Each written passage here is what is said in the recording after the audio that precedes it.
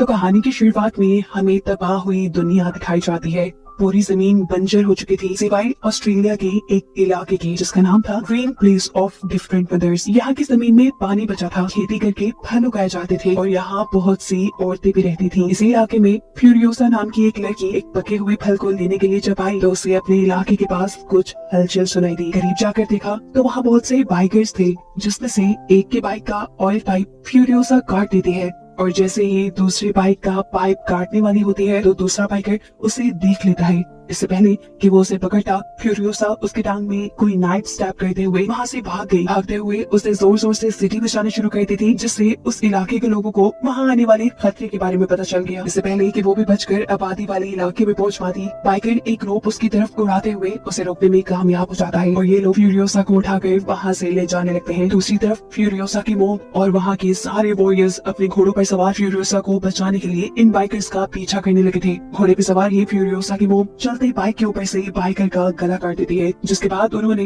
उसका ये बाइक ले लिया। इससे पहले कि इसी बाइक के जरिए वो फ्यूरियोसा को बचाने के लिए निकल जाती, इलाके के लोग उसे कुछ भेज देते हैं और ये याद दिलाते हैं कि जो कुछ भी हो जाए दूसरे इलाके के लोगों को ग्रीन प्लेस का पता नहीं चलना चाहिए और जो लोग ग्रीन प्लेस देख चुके हैं उनमें से कोई जिंदा ना बच पाए। सुनते ही वो तेजी से आगे निकल जाती है और गन से हमला करते हुए एक बाइकर को मार डालती है। उसके आगे वाले दो बाइकर्स रुककर ये देखने की कोशिश करते हैं कि आखिर क्या हुआ, वो बाइकर क्यों गया। तो इन्हें अब दूर से आती फ्यूरियोसा की मोम दिखाई दे रही थी। डरकर इन्होंने अपनी बाइक्स दौड़ा दी, जबकि फ्यूरियोसा ने मौका पाते ही उस बाइक का ऑयल पाइप काट दिया था जिस पर उसे बांधा गया था। फ्यूरियोसा की मोम उस मरे हुए बाइकर की बाइक के स्पेयर पार्ट से अपना बाइक ठीक करती है और उस बाइक का सारा फ्यूल अपने बाइक में डालते हुए दोबारा बाइकर्स के पीछे लग जाती है। चलते चलते अब रात भी हो चुकी थी। बाइकर्स ने जिस बाइक पर फ्यूरियोसा को बांधा हुआ था उस बाइक का फ्यूल भी खत्म हो जाता है, क्योंकि फ्यूरियोसा ने उसका फ्यूल पाइप जो काट दिया था। ऐसी हालत में ये दोनों बाइकर्स आपस में ही लड़ पड़े और मौका पाते हुए फ्यूरियोसा अपने हाथ छुड़वा के वहाँ से भाग निकली, पर घर पहुँचने में कामयाब नहीं हुई क्योंकि बाइकर्स उसे दोबारा पकड़ चुके थे, जिसे लेकर वो दोबारा अपने इलाके की तरफ निकल जाते हैं।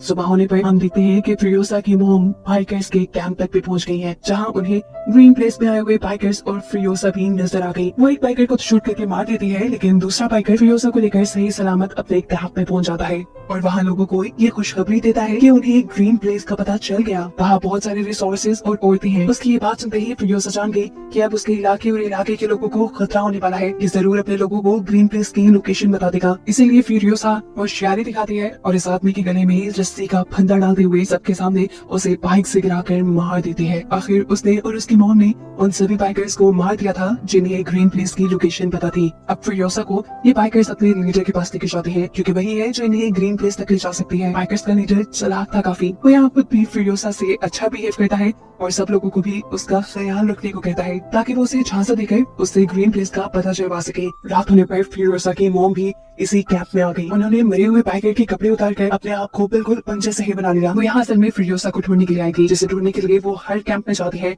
और जहाँ उसे फ्यूरियोसा नहीं मिलती वहाँ के सभी लोगों को शूट करके मार डालती है। इसके बाद आखिर वो उस कैंप में भी पहुंच गई जहाँ फ्यूरियोसा थी। फ्यूरियोसा को लेने के बाद वो आखिरी लड़की को यहाँ मारने वाली थी, लेकिन वो लड़की कहती है नहीं, मुझे नहीं मारो, मैं भी तुम्हारी बेटी की तरह यहाँ कैदी हूँ। ये सुनकर फ्यूरियोसा की मॉम ने उसे छोड़ दिया और अपनी बाइक पर फ्यूरियोसा को लेकर वहाँ से भाग गई। लेकिन वो नहीं जानती थी कि जिस लड़की पर वो रहम करके उसे छोड़ कर आई वही उसे फंसा देगी। वो जाकर अपना इमरजेंसी अलार्म बजा देती है और ऐसे बहुत सारे लोग फ्यूरियोसा और उसकी मॉम के पीछे पड़ जाते हैं। दूर से ही इन बाइकर्स ने उनके ऊपर बम से हमला किया, जिसकी वजह से फ्यूरियोसा की मॉम के सारे कपड़े जल गए। जिस आग से बचने के लिए उसने अपने ऊपर पहना हुआ आर्मर सूट वहाँ उतारा और दोबारा बाइक पर बैठकर जितना तेजी से हो सकता था उतनी तेजी से वहाँ से भाग गई। बहुत दूर निकलने के बावजूद भी बाइकर बिल्कुल उनके पीछे थे। फ्यूरियोसा की मॉम अभी बात जान गई कि वो इनसे नहीं बच पाएंगी, इसलिए वो बाइक से उतरकर फ्यूरियोसा को बाइक दे देती है और उसे अकेले घर जाने को कहती है। साथ ही उन्होंने फ्यूरियोसा को एक पीठ सीट भी दिया और कहा कि वापस जाकर इसे जरूर रुका देना, और खुद वो बाइकर्स को शूट करने के लिए यहाँ रुक गई। लेकिन कितने भी लोगों का अकेले मुकाबला करती वो, जल्द ही उसे सारे बाइकर्स घेर लेते हैं। फ्यूरियोसा भी इन्हीं लोगों के हाथ लग जाती है और आकर देखती है कि उसकी मोम को इन लोगों ने एक दरख्त से बांधा था, जिनको उसकी आंखों के सामने ही बेदर्दी से मार दिया जाता है। जिसके बाद बाइकर्स का लीडर उसे अपने जैसे कपड़े पहनाकर एक पिंजरे में बांध लेता है और उसे फोर्स कहता है वो सब देखने के लिए जिसे वो अपनी एंटरटेनमेंट समझते थे। यहाँ उसने फ्यूरियोसा को अपनी बेटी का टेडी बियर भी दिया, जिसे फ्यूरियोसा ने गिरा दिया। उससे में बाइकर का लीडर उसे यहाँ से ले जाने को कह देता है। उसके साथ एक बूढ़ा आदमी भी जा रहा था जो फिरोसा को कहता है, अगर तुम मुझसे लिखना पढ़ना सीख लो तो तुम हमारे लीडर के लिए एक काम का बंदा बन जाओगी, ऐसे वो तुम्हें टॉर्चर नहीं करेंगे। लेकिन फिरोसा किसी की सुनने वाली नहीं थी। वो चुपके से अपने हाथ के ऊपर टैटू बनाती है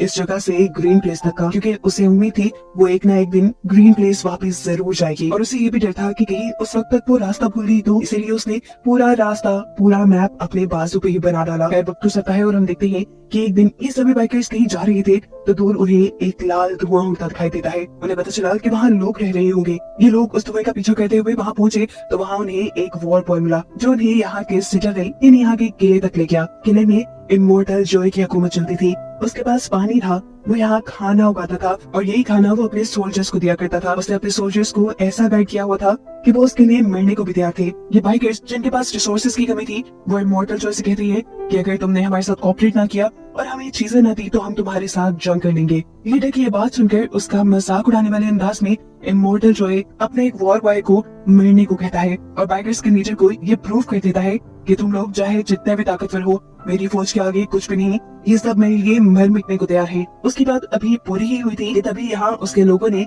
इन सभी बाइकर्स के भाई को लटकी हुई चैन से उठा लिया। बाइकर्स के पास और कोई रास्ता नहीं बचा सिवाय अपने आप को बचाने के लिए यहाँ से भागने के। वो जब यहाँ से भाग रही थी तो बाइकर्स का लीडर देखता है कि फिरोसा अपने जेल से गिरकर वहाँ एक खड्डे में फंस गई है। अपनी जान पे खेल कर वो फिरोसा की जान बचाता है और ये लोग वहाँ से भाग निकलते हैं। रास्ते में इन्हें एक और किला नजर आता है। इस किले का नाम था गैस टाउन। यहाँ पर ऑयल को रिफाइन किया जाता था, इसके जरिए ही इमोर्टल जॉय के वेपन्स और व्हीकल्स चलते थे। बाइकर्स का लीडर इस किले के ऊपर कब्जा करने का प्लान करता है ताकि यहाँ के ऑयल की वजह से वो इमोर्टल जॉय को ब्लैकमेल कर सके। लेकिन मसला ये था कि यहाँ की भी सिक्योरिटी काफी सख्त, जिसे चकमा देने के लिए वो अपने काफी सारे लोगों को वॉर बॉयज में बदल देता है और गैस टाउन के गेट तक पहुँचता है। ये लोग उनके लिए गैस टाउन का जब गेट ही खोलते तो बाइकर्स का लीडर अपने भेस बचे हुए लोगों को मार देता है, उन लोगों को ये पावर कराने के लिए कि इन्होंने इमोर्टल जॉय के किले के ऊपर कब्जा कर लिया और उनके लोग अब उसके गुलाम हैं। ये देखते हुए गैस टाउन वालों ने भी उसके लिए ये दरवाजे खोल दिए। गैस टाउन पे कब्जा करने के बाद सबसे पहले बाइकर्स का लीडर यानी डिमेंटस इस टाउन के लीडर की फिंगर्स काट कर इमोर्टल जॉय को भेजता है, जो देखकर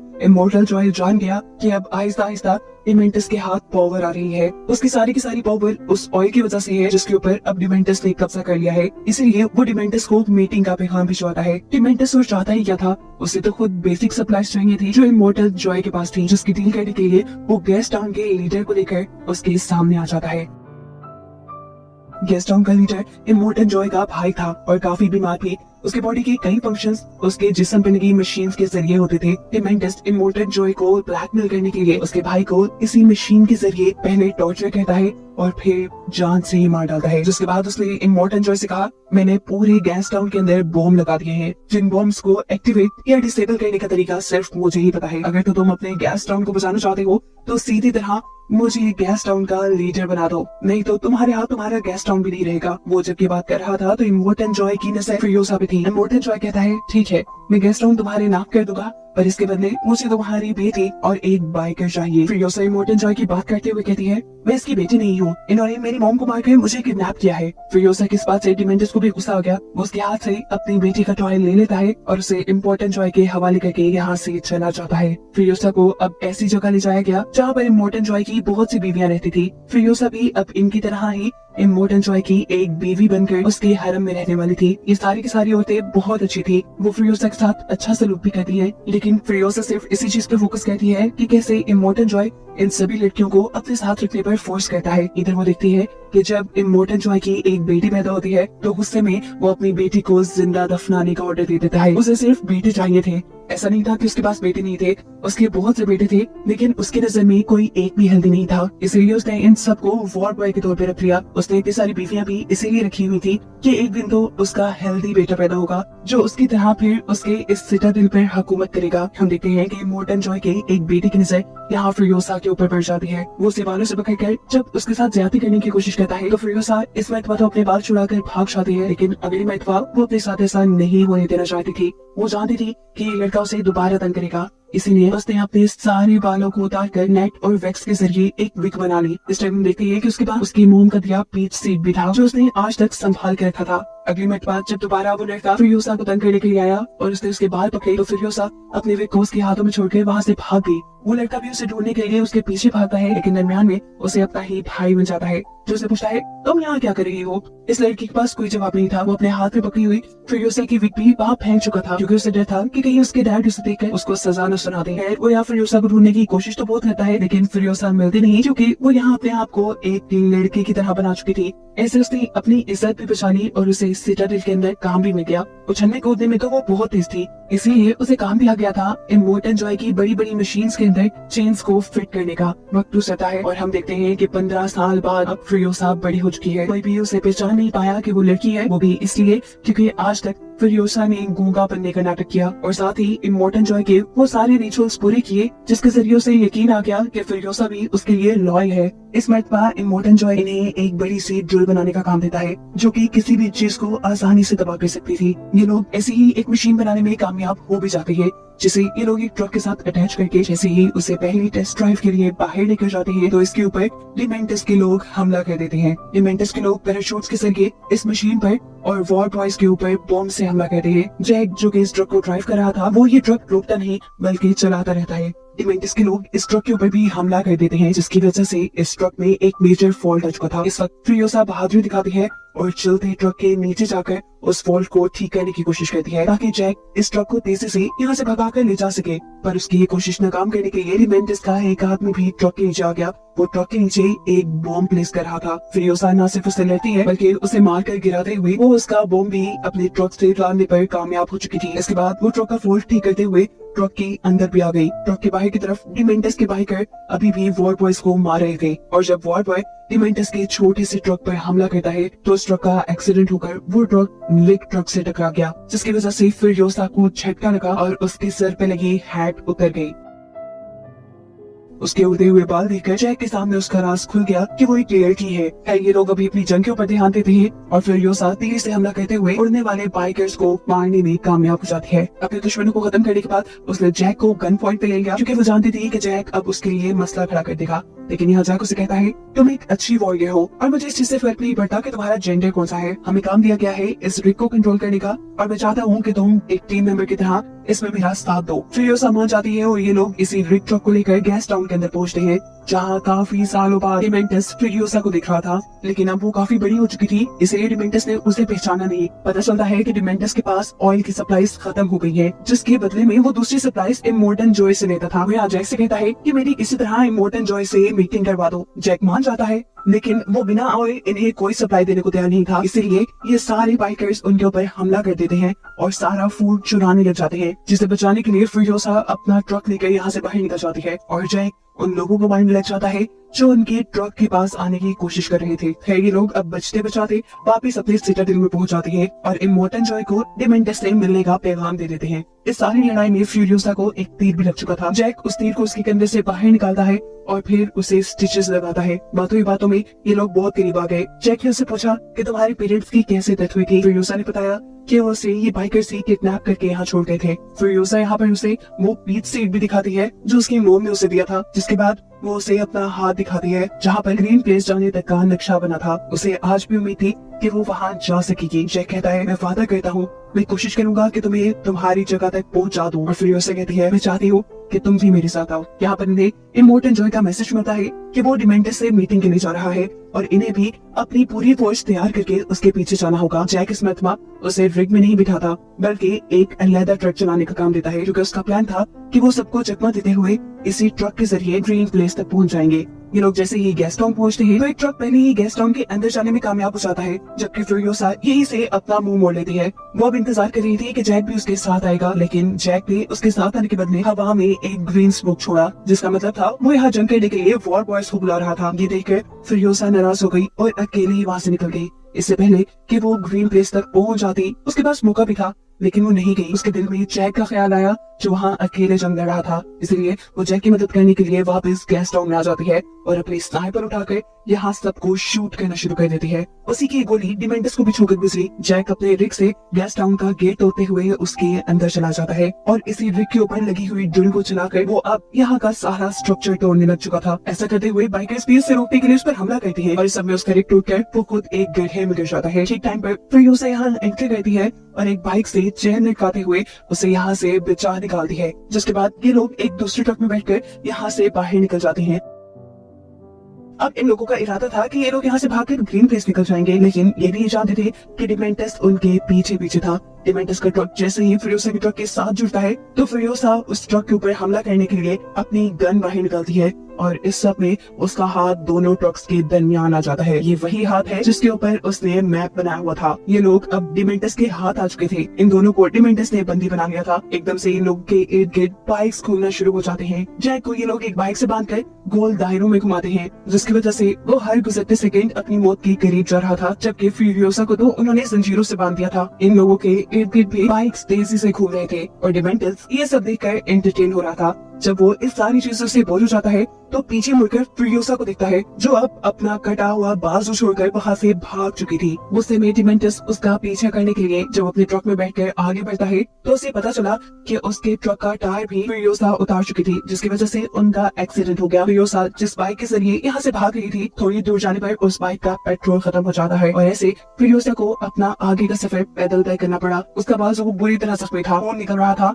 ऊपर से इस एरा में तपती धूप थी, जिस सब के चलते वो यहाँ बेहोश हो गई। उसकी खुशकिस्मती कि यहाँ पर उसे सिटाडेल के वॉर बॉय ने देख लिया, जो उसे वापस सिटाडेल ले आया। यहाँ पर उसका इलाज हुआ और जब उसे होश आया तो उसने पागलों की तरह इमोर्टल जॉय से मिलने की बात की। उसे जब इमोर्टल जॉय के पास ले जाया गया तो वो इमोर्टल जॉय को बताती है कि डिमेंटस जल्द ही उनके ऊपर वार करने के लिए आ रहा है। उसने गैस टाउन को भी तबाह करने का प्लान किया है और अब वो सिटाडेल को हथियाना चाहता है। इस सब के लिए इमोर्टल जॉय प्लान करता है कि वो लोग उसके गैस टाउन को तबाह करने से पहले ही वहाँ पर पहुंच जाएंगे। ये नहीं, इससे पहले कि डिमेंटस सिटाडेल पर हमला करे, ये लोग जाकर गैस टाउन पे हमला करने वाले थे। ये लोग जैसे ही गैस टाउन के करीब पहुंचते हैं तो डिमेंटस भी इन्हें देखकर जंग का ऐलान कर देता है। सिटाडेल और गैस टाउन के दरमियान में इन दोनों पार्टीज के दरमियान जंग शुरू हो जाती है, जो हफ्तों चली। दोनों टीम्स के लोग एक दूसरे को बुरी तरह मारते रहे और इस सब के दौरान फ्यूरियोसा ने सिटाडेल में जाकर अपना एक मैकेनिकल आर्म बना लिया और फिर एक खराब कार लिए वो दोबारा जंग के स्पॉट पे निकल गई। वहाँ जाकर वो देखती है कि मोर्टन जॉय के बेटे अपने व्हीकल्स और वेपन्स ठीक कर रहे थे, जहाँ से